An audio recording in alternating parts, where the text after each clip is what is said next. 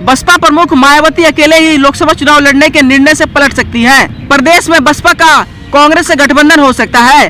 दूसरे राज्यों में भी पार्टी क्षेत्रीय दलों से गठबंधन करने की संभावना तलाश रही है। गठबंधन की घोषणा चुनाव आचार संहिता लगने के आसपास की जाएगी। वैसे तो पिछले लोकसभा चुनाव से पहले भी मायावती ने अकेले ही चुनाव लड़ने की घोषणा की थी, लेकिन बाद में सभी को चौंकाते हुए उन्होंने धुर विरोधी समाजवादी पार्टी से गठबंधन किया था।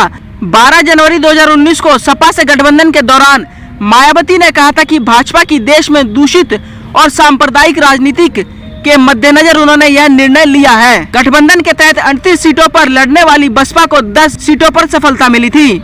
वर्ष 2014 में अकेले ही लोकसभा चुनाव लड़ने से बसपा शून्य पर सिमट गई थी और पिछले विधानसभा चुनाव में भी पार्टी का सिर्फ एक ही विधायक जीता। इसलिए सूत्रों का कहना है कि भले ही मायावती अब तक अकेले चुनाव लड़ने की बात कहती रही है, लेकिन वो गठबंधन करके चुनाव मैदान में उतरेंगी। सूत्र बताते हैं कि कांग्रेस का बसपा से गठबंधन हो सकता है।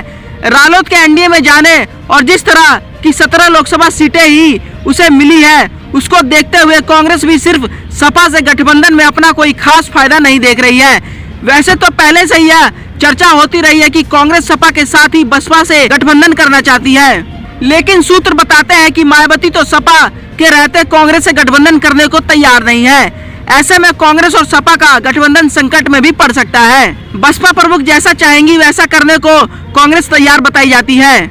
जानकारों का कहना है कि कांग्रेस से बसपा के मिलने से दलित मुस्लिम गठजोड़ का दोनों ही पार्टियों को खास तौर से पश्चिमी उत्तर प्रदेश में फायदा हो सकता है।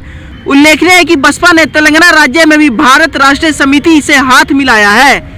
इस खबर में इतना ही। देश दुनिया की तमाम खबरों को सबसे पहले जानने के लिए हमारे YouTube चैनल सिटीजन को सब्सक्राइब करें और बेल आइकन बटन को प्रेस करना बिल्कुल ना भूलें। धन्यवाद।